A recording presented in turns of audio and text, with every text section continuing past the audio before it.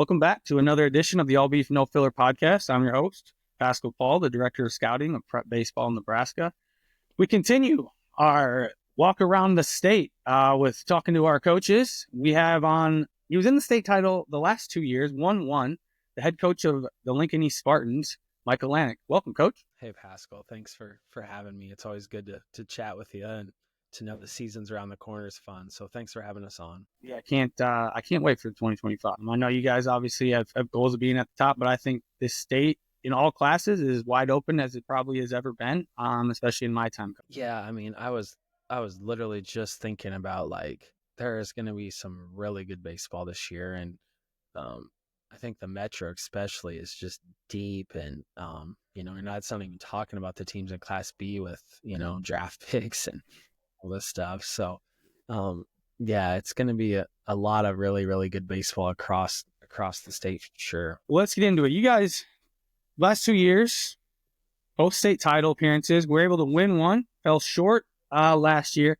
Have you noticed a difference in the way the guys and everybody's moving and working this season versus last season, coming off a championship? Well, I mean, first of all, like, congrats to Millard West and Steve and those guys. I can't talk enough about how good Nick and Tyson and those guys were. I mean, to beat them once was a task, and to try to do it twice was a lot of fun, but we came up short. I think we played, was it 11 innings the first year? So we played 18 innings, and it's 4-3 one way and 4-3 the other. Those guys are just incredible competitors, and it's been fun to have those battles, and I know we'll talk about those for a long time. But as far as our guys go, every year is a new year, and we graduated like 91% of our innings. So there's definitely like a different feel around our workouts and our throwing program, and that just because it's all new guys, and you have Carter and Chase and Paul and Thomas came over, and those guys, it's like they knew exactly what to expect, but they also knew exactly how they wanted to do things and how they needed to get ready. And so we're kind of taking those pitchers and starting back a little bit further than we have in the past, but they're working really hard and they're competing, and there's new guys jumping in the mix and young guys jumping in the mix, and a lot of those position players we're going to talk about later are kind of jumping in the mix to maybe help get some outs. And so it's been really fun, like just building the team and seeing where we're going to be. We're not going to be as good as we were last year on March 1st, but I like our group, and I really like our leadership. I think we have, just elite leadership, starting with our catcher. And, I think everybody knows Jeter, but we have great leadership across the board with our senior group, and I'm excited to see where they take this team. You've got a lot of guys that have been in your program, and still have a lot of innings. I know you talked about the 90-some% of innings lost, but I think your lineup's going to be one of the top lineups in the country. It might not have the power or the pop that you're losing with AJ Avasco and Garrett Springer in the middle, but from 1 to 9, I don't know if there's going to be anyone that we consider be an easy out. Starting off with Jeter at the top and everything that he brings to the table. Yeah, Jeter will be a 4-year starter. Joey, who's going to play shortstop in Nebraska, and Troy will be 3-year starters. And then people forget Tanner Peterson will be a 3-year starter too. He started on that championship team. Carter Harms, this will be his 3rd year starting varsity baseball. He played, as a sophomore at Southwest before he came over. So, that's 5 guys who have started for 3 years and had a ton of at-bats. And then Carter McPeak's another really good player. So, yeah, we have a bunch of experience, especially offensively, a ton of guys who have been around and seen it all and done it all. And, the hope is that those guys offensively and defensively can help bring our pitching staff along, keep us in the mix as the season goes. Well, I know the way you guys play always seems to, especially offensively, I love watching you guys play. You just seem to put so much pressure on the opposing team defense. Is that going to continue this year? I feel like you guys have a lot of athleticism. I don't see that slowing down. Well, I think it's going to have to, when you're replacing 26 extra base hits from Avasco and 9 homers from Springer, like, we're going to have to maybe try to turn the dial up even a little bit more. And we feel like we have the pieces to do it. Like, we brought up a kid last summer Brody McIntyre, who just committed to Division I St. Thomas last week. And he's never played varsity baseball yet, but like he's another just energizer bunny out there. So having those guys that are willing to, hit the ball the other way and drag if they need to and run the bases is definitely something that we're going to hang our hat on. And it's really nice, Pascal, because our best players understand that. They understand that we have to do everything. We can't just hit the ball pull side in the air, even though sometimes that's what we want to do and sometimes that's what we do. But like Troy Peltz is sitting in the middle of our lineup for 3 years, and you'll see him drag bunt. And it's things like that make my job pretty easy, because if, this guy with Troy Peltz with 35 career extra base hits is going to drag bunt, then, the sophomores coming up to varsity are going to drag bunt too. So yeah, we're going to try to rip it and speed it up and see what happens. And I think our older guys will set a good tone with that. I know you might be, maybe you're not worried is the right word, but I know there is some concern with the pitching. But with Brody McIntyre, like you mentioned, I don't know if anyone else in the state can put 4 infielders that have more range and ability than you guys might, with, like you said, Tanner, Carter, Joey, and then you throw in Brody, who hasn't played, but Division I recruit. There's not going to be too much that doesn't get gobbled up for those guys that are on the mound. Well, and I know like you guys have Kalai Larson ranked really high too. I mean, that's another guy that can go out and play about anywhere and handle the bat. So he got some quality innings for you last year on the mound. I know we love him there, and he's definitely a two-way player. Yeah, we'll need to rely on Kalai a lot on the mound, but he can handle the bat. And if he finds his way onto the field, it's really like having 4 or 5 shortstops out there if you count Jeter. Which when you watch college baseball, it's like that's what Dave Van Horn's doing. Right. He's getting 5 shortstops out there. So yeah, we like athletes, and we're blessed to have them, and we're going to need to rely on them to help those young pitchers, collect outs. I'm guessing you probably haven't needed to have more motivation for the guys this year, but have you changed the way you've gone about this off season and making sure that they're prepared in any ways? I really like how our guys work. I mean, it's fun to be a part of because they want it, Joey Senstock's second to nobody in terms of how much he's going to do to prepare, and talking to him about his schedule and what he's doing is pretty awesome. And a lot of our guys just follow along. So we're definitely not status quo. Like if you look at our schedule, it's ramped up. I think that's one thing that, humbly, like Steve probably did a better job of last year, is his team played a tougher schedule than us. They went south and saw some arms, and I think that really helped them. So, we've added some games. We're going to play Elkhorn South really early.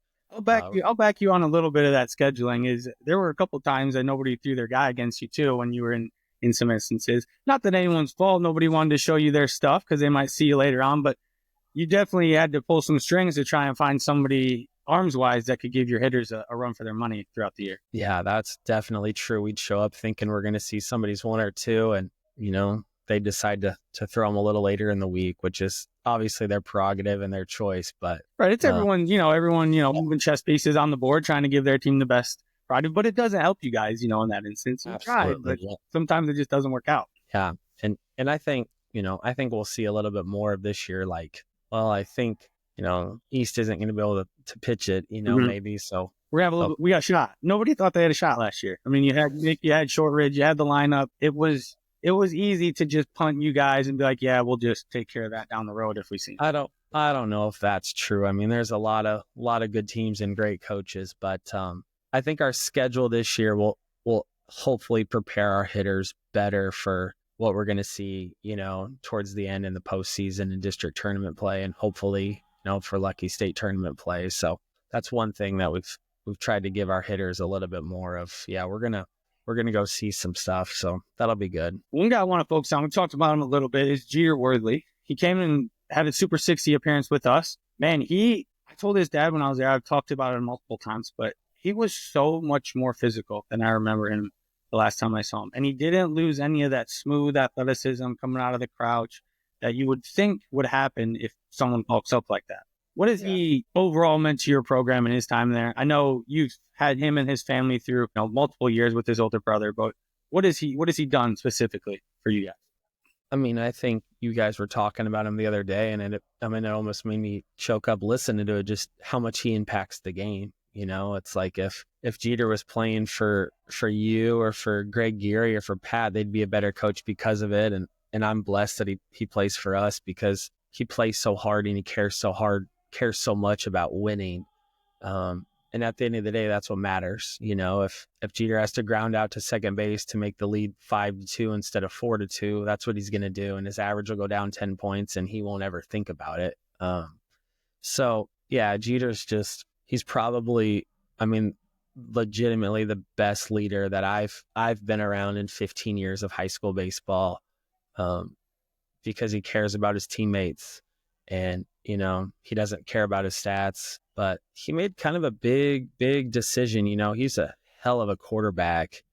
And I've heard that. I've heard he's got some skills on the gridiron.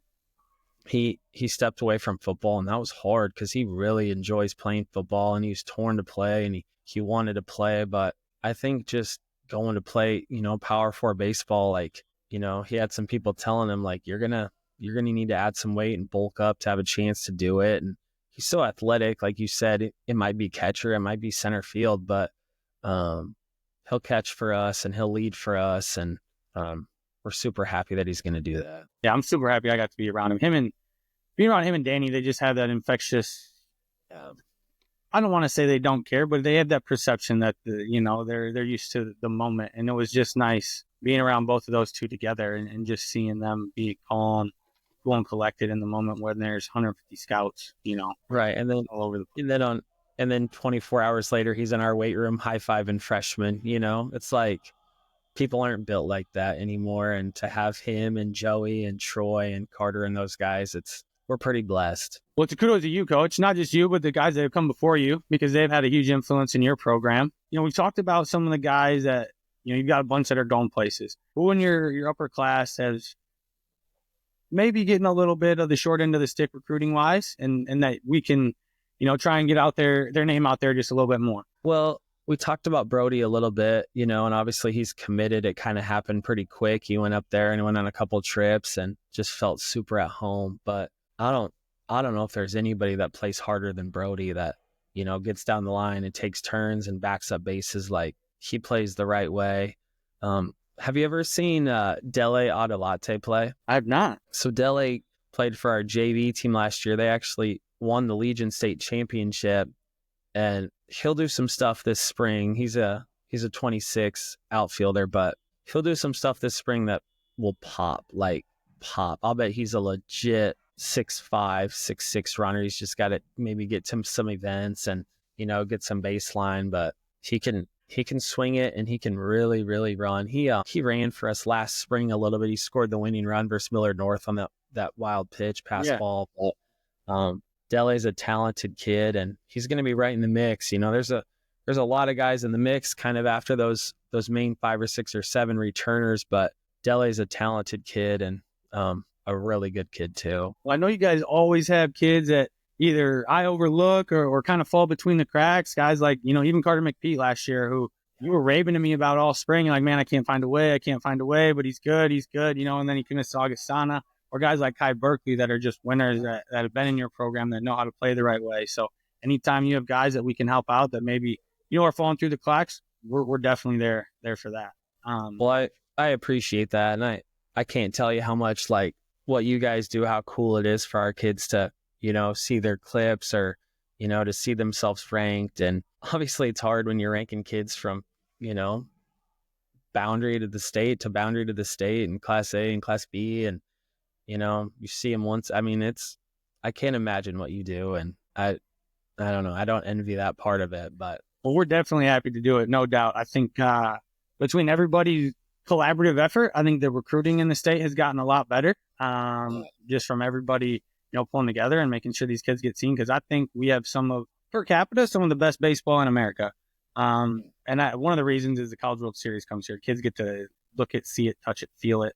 And that's a big difference, I think. For sure. Underclassmen. Who in the underclass should we be? We talked a little bit about Kalai Larson and his abilities. Obviously highly ranked, I think 3rd in our 2027 class. 2-way guy. Going to do a little bit more pitching for you early on for the Spartans, but definitely has the skills in the field and at the plate. But is there anybody else underclass that you're really impressed with this offseason? Well, I mean, I just like just to talk about Clyde for a second, I mean, he's just another kid that, I think being around Jeter and Joey and those guys has really helped him because, I mean, he's doing a lot of things right. Like he's, eating in between classes and he's lifting and, his numbers are going up and his speed's going up. Like we threw a bullpen last week and, I don't like to get on here and talk about velocity because then, it changes. Place. But like he didn't throw a fastball under 87, and so I think that's like a little consistent climb for him. It's 87, 89 right now, and it's coming out well. And so, yeah, I'm a big fan of his. And like you said, there's definite two-way potential there. The thing about Kalai is he's going to throw harder, but he's got 3 pitches in the zone, which is even more advanced, I'd say, than some other kids. You might see some higher velos, but he's got a really good, bigger breaking ball and changeup that he will get players out with, to be able to pitch behind with. So he has some of those more mature, advanced levels where it doesn't just have to be about the velocity. Yeah, for sure.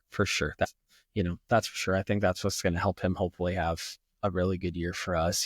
He's going to have to, he's going to have to pitch against. Him too when he's on the mound too. He's not afraid to come at people. No, but it's like a confidence. For sure. It's not a bad thing at all. But you see a freshman out there, and he was not afraid to pitch against anybody last year. So I'm definitely excited to see where he's taking it to that next level. For sure.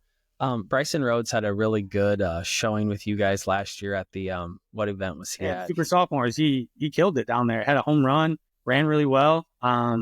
I think all good things about him in the offseason too, with the way he's put on. He can really, really run, and he's a tough kid. So again, I don't know where in the mix Bryson's going to be, but he's going to be that quick twitch that I know you utilize so well, whether it's on the base pass or sticking him out in the outfield, as whether it's a defensive substitution. He's got the hands, if the bat to ball skills keep coming, he's got all the things that Lincoln East really thrives on, I think, and can maximum. Yeah. So that group, that sophomore group's got some depth. There's a kid named Cruz Waver that can swing it, and Huxton's banged up, but he's going to be back. And then another kid who's played really well for us, just in catching a little bit. And he's just a super mature kid that you've probably seen even more than me, is the freshman Braden Erickson. Yeah. He came down to the junior feature games with us. I'm really excited about what he is. He's the younger brother of the older one, right? Is that correct? No, that's not Cooper's brother. Man, I get them mixed up. You had them both, so I was all confused.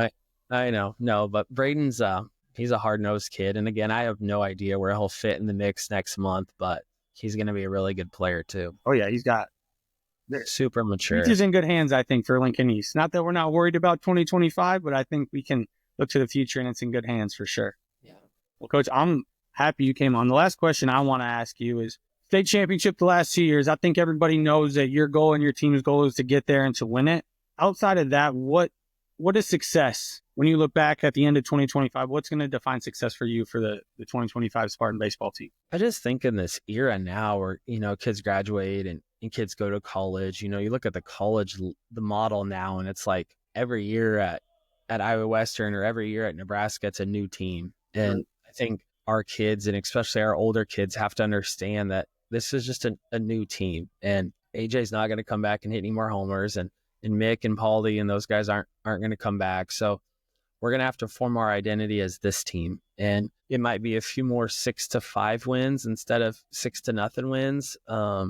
But just forming an identity. And that's more than just a winning on the field identity. That's an off the field identity too, where, we're brothers last year and we're going to be brothers this year. It's just a new group of brothers. So I think if we can come together and do that and, learn to support and cheer for each other, even though we're competing against each other for spots in the lineup and spots, on the mound and innings on the mound, then I think the sky's the limit for what we can accomplish. Like I said, I've been around for about 15 years, and I think this year, especially at the top on the mound, it's going to be as good as it's been at any time. I mean, just the velocity and the spin and the depth. I mean, there's teams that are going to be ranked 8th or 9th or 10th, and they're going to have, 1 or 2 Division I arms. And it's like, it's never really been like that. So it's going to be a really competitive field. And we're just going to have to be a really connected team, especially with the way our team's made up, because you know how it is when teams have really good pitching, it's tough to overcome that. But we're gonna work on the recipe to see if we can. We're excited to see it. Like, we talked about earlier, this wide open, it's going to be ultra competitive. I think that's going to only breed as good a baseball as we've seen. The last 3 years I've covered this state, the state championship game has been must-watch TV for anyone in the tri-state area. So if anyone wants to come, I guarantee it's going to be the same this year. And we're looking forward to seeing you guys compete and battle your way to that state title game again. For sure. We'll try our best. That's for sure. Thanks for joining us, Coach. For all you listening, thanks for listening. Join us again on the All Beef No Filler podcast, where we keep going around the state talking to our local coaches. Hey, thanks, Pascal. Stop it.